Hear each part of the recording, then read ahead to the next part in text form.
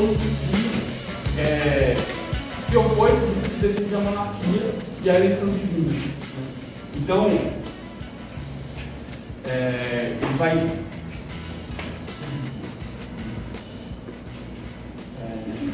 tem uma obra de Spinoza, além da época, que é a única obra dele que é publicada, chama Tratado Teológico Político. Nessa obra ele vai fazer uma crítica ao que ele chama de poder teológico político. Então, o poder teológico político é aquele que se fundamenta na interpretação das escrituras, da história do povo hebraico, que defende a necessidade dos reis e da eleição divina. Né? E esse poder teológico político, ele não é só um poder que versa sobre a organização do poder e a organização da cidade, mas é um poder sobre a vida também. Um poder que envolve todo um discurso moralista, né, que o Spinoza vai fazer toda uma desconstrução para mostrar como esse discurso limita a atividade das pessoas e como esse discurso ele envolve um poder sobre os corpos também, sobre a afetividade dos indivíduos. Né? Essa é a única obra que é publicada dele, ela é publicada anonimamente, que não pode assinar o nome dele, né? E é onde ele vai se opor à interpretação bíblica, se opor à imortalidade da alma, se opor a uma série de conceitos que ele não faz uma crítica a esses conceitos somente para promover uma interpretação, porque ele acha que a interpretação dele é melhor, mas ele faz um movimento que a Madame Chai vai chamar de contradiscurso, que eu acredito que é uma construção filosófica a partir de um diálogo com o opositor, né? Que a partir da posição desse opositor, do poder teológico político, mostrar as contradições dessa interpretação e a partir disso propor qual que de fato qual que é a posição que se deve considerar, né? E principalmente mostrar que essas concepções primeiramente antes de entrar nesse, eu queria dizer que embora o Spinoza se dedique a criticar o poder da igreja e fazer uma reinterpretação das Sagradas Escrituras, aqui não é um momento que ele defender um ateísmo ou falar de fé particular de ninguém.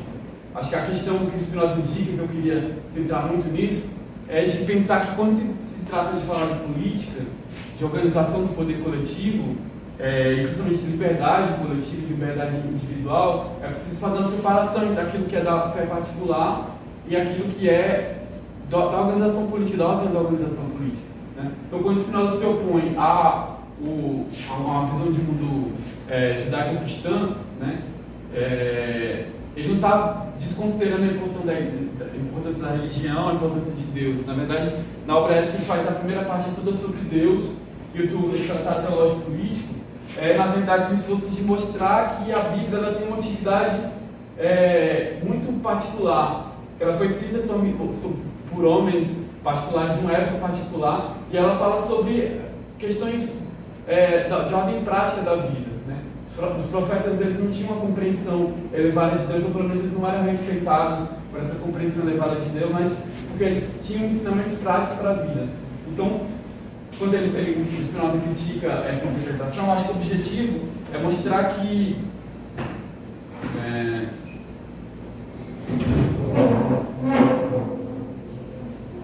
uma coisa na verdade, a Bíblia não tinha, ou as Sagradas Escrituras, o sistema de Sagradas Escrituras, não tinha uma compreensão sobre a realidade, ou como a realidade deve ser, o que é a realidade, mas tinha ensinamentos particulares, né? E é essa separação que é o objetivo do tratado teológico político. Então, isso envolve também uma questão que eu acho que é muito interessante se pensar isso na nossa época, que nós se esforçamos muito para mostrar, acho que na introdução tem muito isso, de que as pessoas que se valem da Bíblia para fundamentar uma autoridade particular e fundamentar um poder, elas não estavam interessadas na beatitude, no caminho para a salvação. Na verdade, elas estavam interessadas em fundamentar a própria autoridade delas. Então, quando os rabinos, quando os papas vão se utilizar desse texto, né, nós dizemos, na verdade, eles estão corrompendo o sentido particular desse texto, né? Que são ensinamentos práticos para a vida e não reflexões metafísicas, reflexões sobre o que é a realidade. Entende? Tá indo claro, não sei se tá. Show. Se vocês não estiverem entendendo, pode interromper, porque às vezes eu falo rápido demais. Então é isso. É esse o contexto da discussão do Spinoza. Então, na ética, você vai ter uma reflexão sobre o que é a realidade, o que é a constituição humana, o que é a constituição dos afetos. Mas todo o objetivo dele é se opor a essa visão de mundo, né, dos rabinos, que na verdade nem está na Bíblia. O objetivo do Spinoza é mostrar que na verdade é toda uma compreensão do que é o poder e de como a política deve se organizar, na verdade surge de uma apropriação particular da Bíblia. Né? Ele vai mostrar como a autoridade dos apóstolos vai se constituindo, eles vão fazendo um uso que não é mais o uso que os profetas faziam da palavra sagrada, não é mais o uso que Jesus propunha para a palavra, um uso voltado a fundamentar a própria autoridade deles. Né? E que autoridade é essa? Autoridade exclusiva de interpretação das Escrituras, autoridade de centralizar o poder. Né? E ele faz isso de tal forma que, pelo menos é o que eu acredito, assim, de mostrar como que a visão judaico-cristã se constitui uma visão de mundo organizado, um cristianismo de teologia, né? De tal forma que você pode identificar a crítica que ele faz à teologia e outros autores clássicos da filosofia e que vão terminar fundamentando a compreensão de poder e de política que nós temos hoje, inclusive. Né? Ele faz, o único autor que ele cita textualmente nos textos deles é o Descartes. Porque, não sei, eu acho que vocês devem ter estudado isso. O Descartes tem uma importância muito grande para a constituição do saber científico moderno e vai terminar numa constituição muito importante também, muito influente na política, principalmente na política do Thomas Hobbes. Né? Então, o Thomas Hobbes é justamente o que é o título do livro do Leviatã. Né? Leviatã, matéria e forma do Estado eclesiástico. Eclesiástico, não posso falar, sempre confundo essas palavras. Então, o Spinoza vai criticar e vai se aprofundar de tal forma no poder teológico político que acaba se tornando mais do que uma crítica ao poder particular, mas uma crítica à visão, uma interpretação de mundo, que é essa visão judaico-cristã.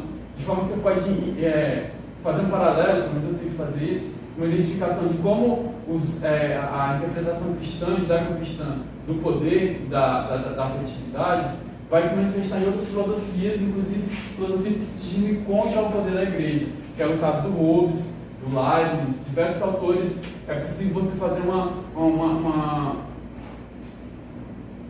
paralelo nisso. A Mariana Schreiber se dedica muito a isso. Eu falo muito a Mariana Schreiber porque é a autora que mais pesquisou sobre Spinoza, escreveu sobre Spinoza no mundo. Eu acho que é das mais filósofos do mundo, a filósofa mais inteligente, eu acho, vivo, mas claro, se for falando muito da pessoa que estuda, existem outras, mas é a que mais estudou. E eu tive contato com outros autores também, e eu acho que a que mais bem escreveu sobre Spinoza foi a Maria Helena, por isso que eu vou estar sempre citando ela, porque algumas coisas me influenciaram muito. Então, ela disse que o Spinoza é uma questão de criticar a metafísica do possível e afirmar a ontologia do necessário. Né? Então, qual é a base da metafísica do possível e dessa visão cristã do mundo? Né?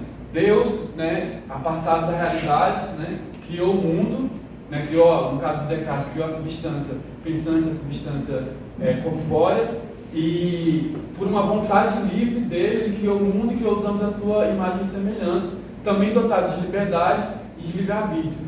Né? Essa é a questão ética que tem na filosofia, toda a tradição filosófica, né? A questão do livre-arbítrio, a questão o que está dentro do meu domínio, o que não está, o que é possível fazer, o que não é possível. Né? Então você vai ter uma tradição que, por um lado, afirma o livre-arbítrio, que é possível a liberdade e escolher entre o bem e o mal, escolher entre uma coisa e outra. Né? E já o Spinoza ele vai numa outra linha de afirmar a necessidade de outras coisas. Então é justamente essa a questão, né? Como pensar uma liberdade na filosofia do necessário. Como pensar a liberdade considerando que Deus não está fora da realidade, mas que Deus é a própria realidade. Mas antes eu queria insistir mais na questão teológica política, de entender como essa compreensão de mundo, né, que é a compreensão judaico-cristã, ela envolve uma compreensão sobre os afetos também. né, que se pode ser identificado, né, desde de Aristóteles e de Platão, e que é reproduzido nessa compreensão do mundo da época de Spinoza, e que está ali no poder da autoridade, nessa questão, que vai ser encontrada no Hobbes também, né? E de forma tal que a gente pode pensar que é uma relação entre um discurso sobre o poder, sobre a política, e um discurso sobre os afetos. Um discurso em quem deve ocupar o espaço de poder e quem não deve, e o que é de fato ter as habilidades para ocupar o espaço de poder, ter as habilidades para a política. Então a obra de Spinoza é entender isso, assim, né? Como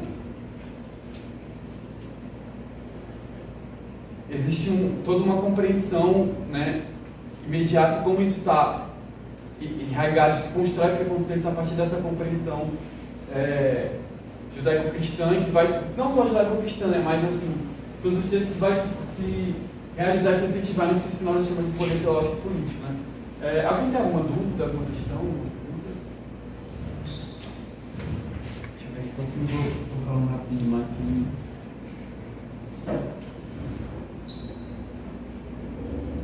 Então, era basicamente isso, assim, a primeira início que eu queria falar, né? Que o discurso sobre o poder político é também um discurso sobre a afetividade, né? E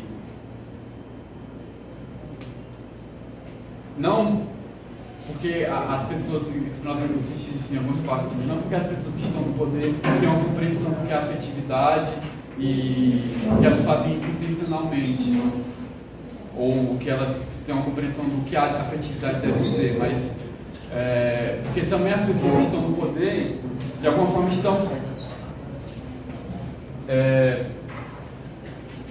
ou compreendem a realidade, compreendem o poder, a política, né, por algo que o Spinoza vai chamar de servidão afetiva.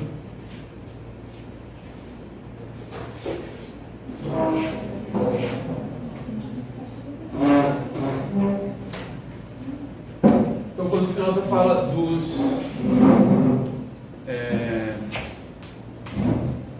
reis, dos teólogos, né, que são responsáveis por defender essa compreensão judaico-cristã de forma útil ao domínio dos reis e o poder dos reis, ele